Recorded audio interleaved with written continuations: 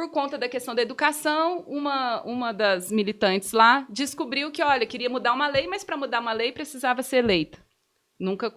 E aí ela fundou lá o Partido Republicano da Mulher, e depois veio a Berta Lutz e outras mulheres fundaram a Federação Brasileira do Progresso Feminino. E isso tudo que culminou lá em 1932 para a gente ter o direito ao voto. Só que até 1963 foram 4 mulheres eleitas.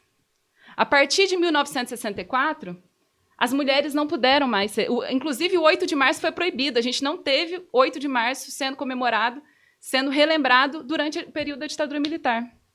Então, assim, esse movimento foi um movimento que foi construído por um movimento de mulheres que conquistou o direito ao voto. Não foi alguém que deu isso para elas, não foi um movimento evolutivo da sociedade em que todos nós estamos juntos. Mas aí um ponto importante.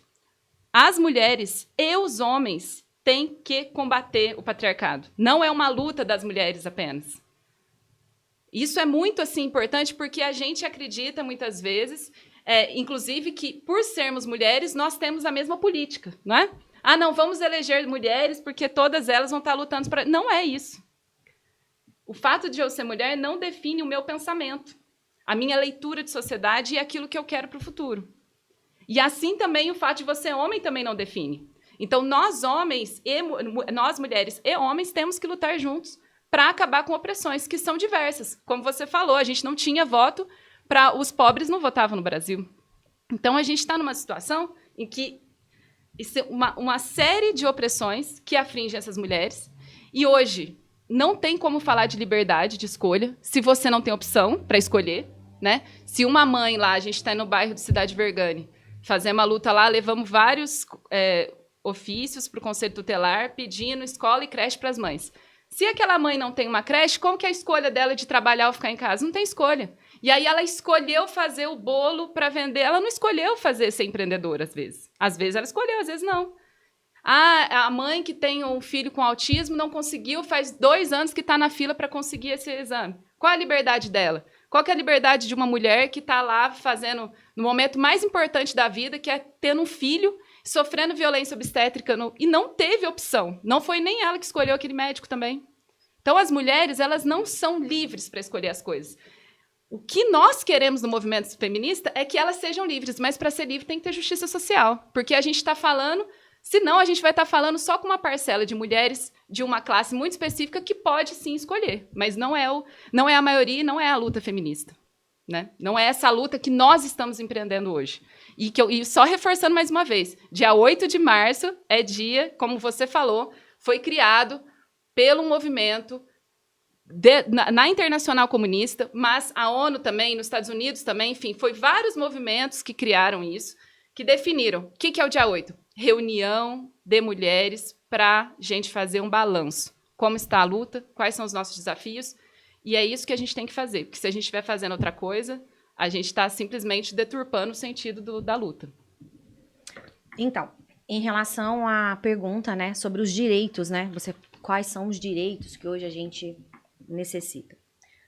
Hoje, na Constituição brasileira, não existe nenhum direito que o homem tenha, que a mulher não tenha, tá? Todos os direitos da nossa Constituição, hoje aqui no Brasil, eles são para homens e mulheres. A gente está falando diretamente da lei. O que acontece com os direitos, independente de se para homens ou para as mulheres? Muitas coisas que estão escritas na nossa Constituição, que estão escritas na lei, elas não são cumpridas. Inclusive, hoje é um desafio muito grande que a própria Constituição seja cumprida. Em todas as questões, né? Hoje nós estamos vivendo, inclusive, um rasgar a olhos nus da nossa Constituição, de todos os direitos, independente de homens ou mulheres.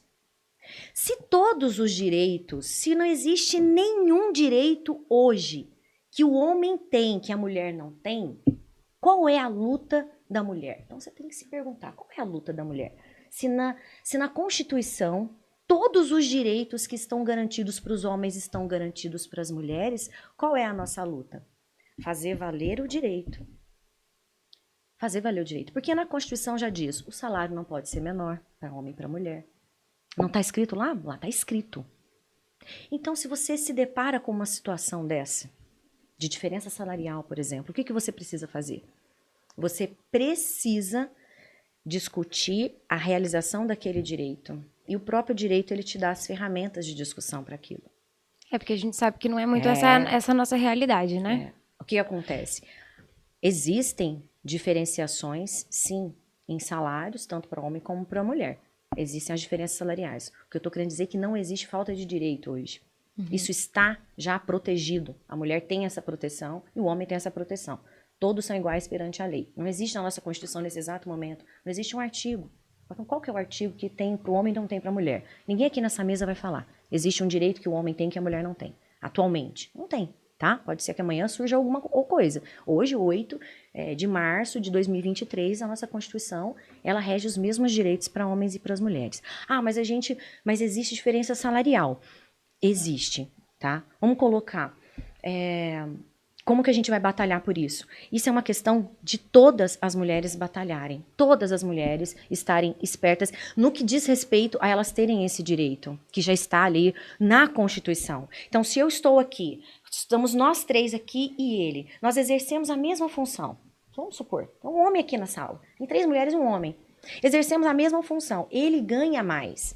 A gente pode e deve correr atrás desse direito, porque ele é um direito que nós temos, tá? Que é a questão salarial. Mas, Alba, você não acha que existe uma repressão da sociedade contra isso? Tipo, as mulheres têm medo de ir lá e falar, mas o fulano ganha tanto e eu ganho tanto. Não, eu não acho que exista essa repressão, não. Eu acho que existe o problema, não, a gente não pode negar o problema, né? Isso é uma outra questão.